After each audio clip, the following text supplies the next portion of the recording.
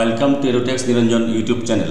আপার প্রাইমারিতে বা সেকেন্ডারিতে বা যে কোনো পোস্টে group C group D librarian যে কোনো পোস্টে কোনো বিদ্যালয়ে শিক্ষক শিক্ষিকা গ্রুপ সি গ্রুপ ডি এরা যদি জয়েন করেন তাহলে অ্যাপ্রুভাল করার পর এমপ্লয়ি প্রোফাইল অ্যাড করতে হবে।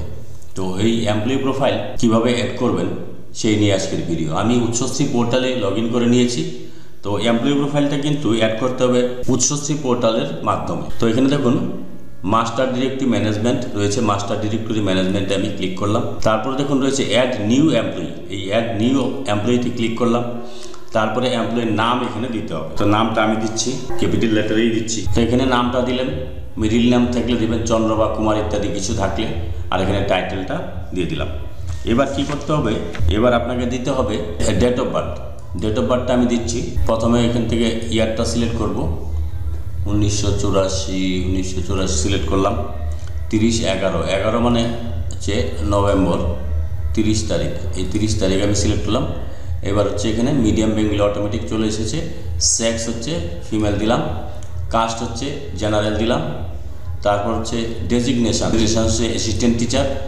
একাডেমিক সেকশন নর্মাল বা এইচএস যেটা হবে সেটা দেবেন। আমি নর্মাল সেকশন আপার প্রাইমারি তাই দিলাম এটা। Vacancy status permanent. তারপরে একাডেমিক গ্রুপ হচ্ছে ওনার হচ্ছে সায়েন্সের হবে, তাই জন্য যদি ইংলিশ বা বেঙ্গলি হয় তাহলে ল্যাঙ্গুয়েজ দেবেন। আর হিস্ট্রি বা জিওগ্রাফি হলে সোশ্যাল সায়েন্স দেবেন। আর ওয়ার্ক এডুকেশন ফিজিক্যাল এডুকেশন হলে এটা দেবেন। তো আমি সায়েন্স অ্যান্ড ম্যাথ দিলাম, এখানে দিয়ে দিলাম। দেওয়ার পর দেখুন ফার্স্ট জয়েনিং ডেট হচ্ছে ডিসেম্বরের 4 তারিখ জয়েন করেছেন। তো জয়েনিং রিপোর্টটা থেকে এটা দেখে আপনারা করবেন। তো জয়েনিং হচ্ছে ডেট হচ্ছে 4/12/2024। Joining date at present school, অর্থাৎ বর্তমান স্কুলের জয়েনিং ডেট একই হবে 4/12/2024। তিনি নতুন এই স্কুলে জয়েন করেছেন। যদি কেউ ট্রান্সফার হয়ে আসেন তাহলে পূর্বের স্কুলের যে জয়েনিং ডেট সেটা দিতে হবে, আর বর্তমান স্কুলের জয়েনিং ডেট যেটা হবে সেটা দেবেন। ডেট অফ ফার্স্ট জয়েনিংও কিন্তু একই হবে, 4 December 2024। Date of joining in the present স্কুলও কিন্তু একই হচ্ছে, এটা 4/12/2024। অ্যাপ্রুভাল কোয়ালিফিকেশান এখানে মেট্রিক পাস গ্রাজুয়েট দিতে হবে। আপার প্রাইমারি হচ্ছে পাস গ্রাজুয়েট। এবার অ্যাপ্রুভাল অফ অ্যাপয়েন্টমেন্ট অর্থাৎ অ্যাপ্রুভাল যে হয়েছে তার যে নাম্বারটা, অ্যাপ্রুভাল লেটারের একদম উপরে বা দিকে লেখা থাকবে সেটা লিখবেন, সেটা আমি লিখছি। আর অ্যাপ্রুভাল ডেটটা এখানে লিখবেন। স্যালারি সোর্স দিতে হবে, ভোটার আইডি দিতে হবে। তো আমি অ্যাপ্রুভাল নাম্বারটা আগে লিখছি, মেমো নাম্বার সেটা দিলাম। আর ডেট হচ্ছে 10/12/2024। সেটা হচ্ছে অ্যাপ্রুভাল লেটারের ডান দিকে লেখা থাকবে। এখানে স্যালারি সোর্স সিলেক্ট করব। স্যালারি সোর্স হবে এসএসএস স্কুল সর্বশিক্ষা অভিযান। এবার এমপ্লয়ি গ্রুপ হবে গ্রুপ বি। 4100 গ্রেড পে যাদের, তাদের হচ্ছে গ্রুপ বি। Basic pay 33,400। এগুলো অটোমেটিক নিয়ে নেবে লেভেল 11, সেল হচ্ছে 1। ব্যাঙ্ক নেম এখান থেকে সিলেক্ট করতে হবে। তো ব্যাঙ্ক নেম আমি সিলেক্ট করলাম স্টেট ব্যাঙ্ক অফ ইন্ডিয়া দিলাম। দিয়ে এবার ব্রাঞ্চ নেমটা এখানে এটা যেগুলো স্টার রয়েছে সেগুলো ম্যান্ডেটরি, ব্রাঞ্চ কোড এগুলো ম্যান্ডেটরি নয়, স্টার নেই। অ্যাকাউন্ট নাম্বারটা এবং আইএফএসসি কোড দেবো, এবং এমআইসিআর কোডটা ম্যান্ডেটরি নয়। তো এবার আমি অ্যাকাউন্ট নাম্বার এবং আইএফএসসি কোডটা বসাচ্ছি। তাহলে এখানে আমি ব্যাংকের নামটা দিয়ে দিলাম। ব্রাঞ্চ নেম দিতেও পারেন, নাও দিতে পারেন। তারপরে যেহেতু স্টার নেই না দিলে চলবে, অ্যাকাউন্ট নাম্বার দিলাম, আইএফএসসি কোড দিলাম, এমআইসিআর কোড দিতেও পারেন, নাও দিতে পারেন, তবুও আমি দিয়ে দিলাম। দিয়ে এবার সেভ এন্ড কন্টিনিউ অপশনে ক্লিক করলাম। এবার অ্যাপয়েন্টমেন্ট সাবজেক্টটা সিলেক্ট করা হয়নি, আমি এখানে বায়ো সায়েন্স সিলেক্ট করে দিলাম। সাবজেক্টটা সিলেক্ট করা হয়নি, তার জন্য নেয়নি। তো এটা আমি আবার ফিল আপ করতে হবে আমাকে, আমি আবার ফিল আপ করছি। তো আমি এখানে একটু ভুল করেছিলাম। এখানে দেখুন এই যে সাবজেক্টটা সিলেক্ট করা হয়নি, এখানে একটা সাবজেক্ট রয়েছে, এই appointment subject bio science select করা হয়নি, তার জন্য নেয়নি। তো এটা আমি আবার ফিল আপ করেছি। ফিল আপ করার পর আমি এটা সেভ এন্ড কন্টিনিউ অপশনে ক্লিক করলাম। প্রাইমারি ডিটেলস বলেছে সাকসেসফুলি সাবমিট হয়ে গেছে। পার্সোনাল ডিটেলস ইনপুট করতে হবে, father's name, mother's name, religious, marital status, residential status, এগুলো আমি ফিল আপ করছি। ফিল আপ করে তারপর আমি আবার আসছি। তো পার্সোনাল ডিটেলস আমি ফিল আপ করে নিলাম। এখানে বাবার নাম, টাইটেল, মিডিল নেম থাকলে দেবে, মায়ের নাম, টাইটেল দিলাম। আর রিলিজিয়াসটা কিন্তু সিলেক্ট করলাম। মেরিটাল স্ট্যাটাস মেরিট, এখানে মেরিটাল স্ট্যাটাস মেরিট দিলে স্পাউসের নাম দিতে হবে, হাজব্যান্ডের নাম দিতে হবে, হাজব্যান্ডের নাম দিলাম। হাউস সার্ভিস করেন কিনা এখানে আমি টিক করে দিলাম, যেহেতু সার্ভিস করেন। এমপ্লয়ি ডিটেলস কোথায় সার্ভিস করেন সেটা দিয়ে দিলাম। স্পাউসের বেসিক পে কত সেটা দিলাম, এবং এইচআরে কত, উনি হচ্ছে 16% এইচআরে পায়, তাই জন্য এটা হচ্ছে opted for enrolment in health scheme আছে কিনা, নো। যাদের ক্ষেত্রে আছে তারা ইয়েস করবেন। ইয়েস করলে কিন্তু আপনি মেডিকেলের যে অ্যালাউন্স বা 500 টাকা প্রতি মাসে সেটা পাবেন না। রেসিডেন্সিয়াল স্ট্যাটাস ওন হাউস, এখানে প্যান নাম্বার, আধার নাম্বার দিয়ে দিলাম, assembly constitution number, assembly part number, voter serial number, blood group এখান থেকে সিলেক্ট করে দিলাম, বি পজিটিভ। তারপর ডিফারেন্টলি অ্যাবেল্ড অর্থাৎ প্রতিবন্ধী কিনা, যদি প্রতিবন্ধী হয় তাহলে এখানে ইয়েস করবেন, নাহলে আপনি নো করে দিলাম। হাইট কত ইঞ্চিতে সেটা দিলাম। আইডেন্টিফিকেশান মার্ক কিছু থাকলে দেবেন, এগুলো সব ফিল আপ করে দিয়ে তারপর আমি 7 কন্টিনিউ অপশানে ক্লিক করলাম। 7 কন্টিনিউ হয়ে গেলো। এবার এখান থেকে দেখুন personal details of the employee submitted successfully, contact details. এবার কন্ট্যাক্ট ডিটেলস এখান থেকে স্টেট সিলেক্ট করতে হবে, ওয়েস্ট বেঙ্গল করলাম। হাউস নাম্বার থাকলে দেবেন, না থাকলে নাই। পিন নাম্বার দিচ্ছি আমি। এবার এই পেজটা আমি ফিল আপ করছি। এখান থেকে স্টেট আমি সিলেক্ট করলাম। হাউস নাম্বার এটা ম্যান্ডেটরি নয়, স্টার যেগুলো নেই সেগুলো না দিলেও চলবে। তো এখানে এই টাউন ভিলেজ দিয়ে দিলাম, পোস্ট অফিস দিয়ে দিলাম, পিনকোড দিলাম, ডিস্ট্রিক্ট সিলেক্ট করলাম। এখান থেকে আলিপুরদুয়ার সিলেক্ট করে নিলাম। তারপর sub division Alipurduar, block Alipurduar 1, police station Alipurduar দিয়ে দিলাম।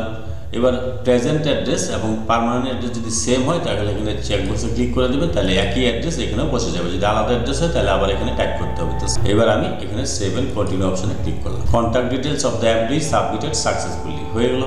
এবার select type.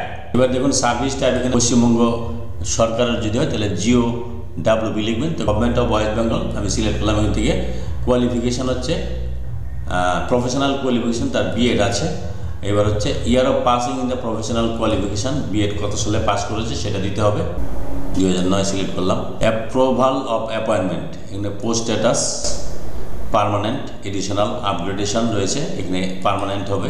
Appointment letter, memo number. Appointment letter যেটা আমরা স্কুল থেকে দিয়েছিলাম তার মেমো নাম্বারটা লিখবো এবং ডেটটা লিখবো। তো এখন আমি অ্যাপয়েন্টমেন্ট আর এমসি রেজুলেশন নাম্বারটা লিখতে হবে, আর memo number of DIS PP memo number for the temporary post. Temporary post হলে এটা দিতে হবে, নাহলে দেওয়ার দরকার নেই। তো আমি অ্যাপয়েন্টমেন্ট লেটারের মেমো নাম্বারটা এখন লিখছি। তো এবার দেখুন contact details of the employee, এটা এই পার্সোনাল ডিটেলসটা এখানে service government of West Bengal, আর গভর্নমেন্ট অফ ইন্ডিয়া হলে গভর্নমেন্ট অফ ইন্ডিয়া দেবেন, গভর্নমেন্ট অফ ওয়েস্ট বেঙ্গল। এখানে বিএড দিয়ে দিলাম। এখানে year of passing BEd 2009, post হচ্ছে পার্মানেন্ট যেটা আছে পার্মানেন্ট দেবেন, এডিশনাল হলে এডিশনাল দেবেন, আপগ্রেডেশন হলে আপগ্রেডেশন দিলেন, নিউ সেটআপ হলে নিউ সেটআপ দেবেন। তো আমার পার্মানেন্ট পোস্ট তাই দিলাম।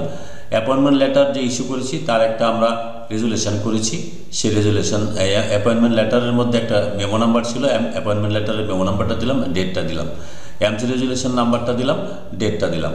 তারপর এটা হচ্ছে টেম্পোরারি পোস্ট যদি হয় তাহলে একটা ডিএসপিপি মেমো নাম্বার দিতে হয়। আমারটা যদি পার্মানেন্ট পোস্ট তাহলে মেমো নাম্বার এবং ডেটের দরকার নেই।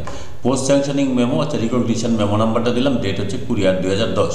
এবার যদি প্রিভিয়াস এমপ্লয়মেন্ট থাকে, অর্থাৎ আগে যদি কোনো হাই স্কুলে চাকরি করে থাকে তাহলে এটা ইয়েস করবেন, আর প্রাইমারি হলে এটা কিছু করতে হবে না। এটা ইয়েস করলে পরে এটা যদি টিক করে দেন তাহলে এখান থেকে আপনার এই ডিস্ট্রিক্ট সিলেক্ট করতে হবে, ধরুন আলিপুরদুয়ার। এবার আলিপুরদুয়ার 1 কোন ব্লকে ছিল সেখান থেকে আবার স্কুলের নামগুলো আসবে। এগুলো কিন্তু হাই স্কুল, দেখুন সবগুলো হাই স্কুল আসে, কাজেই এটা কিন্তু প্রাইমারি স্কুলে চাকরি করতেন, তার জন্য এটা অ্যাপ্লিকেবল হবে না। তো এটা আমি টিক করলাম না, এটা আনচেক করে দিলাম। আর আরেকটা কথা আপনাদের এখানে বলে রাখি, ইনি প্রাইমারি স্কুলে চাকরি করতেন। তো প্রাইমারি স্কুলে চাকরি করার জন্য ওনার একটা প্রাইমারি বোর্ডে আইএসএমএস পোর্টালে ওনার একটা অ্যাকাউন্ট ছিল, এখানে আইএসএমএস একটা কোড ছিল। এবার আমি কয়েকদিন আগে যখন তার অ্যাড প্রোফাইলে গিয়েছিলাম তখন কিন্তু যখন প্যান কার্ড নাম্বার দিচ্ছিলাম তখন বলছিল একটা মেসেজ আসছিল অ্যাকাউন্ট অলরেডি এক্সিস্ট। ফলে এটা কিন্তু ডিপিএসসি থেকে তার অ্যাকাউন্টটিকে ডিলিট করাতে হয়েছে। তা আমি তাকে বলেছিলাম ডিপিএসসি থেকে অ্যাকাউন্টটা ডিলিট করার, না হলে আপনাকে এখানে অ্যাড প্রোফাইলে করা যাবে না। তো যারা প্রাইমারি স্কুলে চাকরি করেন তাদেরকে বলবো আপনারা ডিপিএসসিতে গিয়ে একটা অ্যাপ্লিকেশান দিন, সেখানে সাপোর্টিং ডকুমেন্ট হিসেবে আপনার রিকমেন্ডেশন দেবেন, জয়নিং লেটার দিতে পারেন, অ্যাপয়েন্টমেন্ট লেটার দিতে পারেন, দিয়ে আপনি রেজিগনেশন লেটার অবশ্যই দিবেন, দিয়ে বলবেন যে আপনার এই আইডিটা ডিলিট করার জন্য। ডিলিট না হলে কিন্তু আপনাকে এই হাই স্কুলের ক্ষেত্রে অ্যাড প্রোফাইল করা যাবে না। তো দেখুন এখন কিন্তু আমি করতে পারলাম, আজকেই ডিলিট করেছে উনি তার জন্য। তো এটা অপটেড ফর ডিসিআরবি, এগুলো কিছু করতে হবে না। হয়তো এখানে কোর্ট কেস আছে কিনা, যদি কোর্ট কেস থাকে ইয়েস করেন তাহলে এখানে কোর্ট কেস নাম্বার দিতে হবে, রিলেটেড উইথ কী কেস, ইয়ার কত সালে, এগুলো সাল উল্লেখ করতে হবে। তো ওইগুলো কোর্ট কেস নেই, তাই আমি এটা নো করে দিলাম। এবার সেভ অপশানে আমি ক্লিক করি। এমপ্লয়ি প্রোফাইল সাবমিশন সাকসেসফুল হয়ে গেছে। এবার দেখুন সাকসেসফুল হয়ে যাওয়ার পর সেন্ড টু ডিডিওস, আপনাকে ডিডিওকে সেন্ড করতে হবে, অর্থাৎ আপনার ডিআই অফিসে এটা সেন্ড না করলে কিন্তু যাবে না। ডিআই অফিসে সেন্ড করার পর আপনাদের একটা প্রোফাইলটাকে ফাইনালাইজ করার জন্য আর একটা অ্যাপ্লিকেশন দিতে হবে। আমি আগে সেন্ড টু ডিডিও করে দিই, সেন্ড টু ডিডিও করে দিলাম। দেখুন employee profile send successfully send হয়ে গেছে। এবার আপনি ডিআই অফিসে একটা আপনার এমপ্লয়ি প্রোফাইলটাকে ফাইনালাইজ করার জন্য একটা প্রেয়ার দিতে হবে। সেই ফাইনালাইজ করার জন্য একটা প্রেয়ার দেবেন, সেখানে আপনার অ্যাপ্রুভালের লেটারটা দিতে হবে, আর ব্যাঙ্ক অ্যাকাউন্ট নাম্বারটা দিতেও পারেন, নাও দিতে পারেন। অ্যাপ্রুভাল লেটার দিয়ে একটা ফরওয়ার্ডিং লেটার লিখে দিলেই আপনার আপনার যখন প্রোফাইলটা ফাইনালাইজ হয়ে যাবে তখন আপনি স্যালারি কিন্তু করতে পারবেন। তো আমি স্যালারি করে ফেলেছিলাম, তো প্রোফাইলটা আমি সেন্ড করে দিলাম ডিডিওকে। এবার এটাকে আনলক করি, যদি সম্ভব হয় আনলক করে ডিআই অফিস থেকে ওনার স্যালারিটা এই মাসে স্টার্ট করব, এই চেষ্টা আছে। দেখা যাক কি হয়। এই প্রোফাইল ফাইনালাইজের জন্য কিভাবে প্রেয়ার দিতে হবে তার ভিডিও এডুটেক্স নিরঞ্জন ইউটিউব চ্যানেলে পেয়ে যাবেন।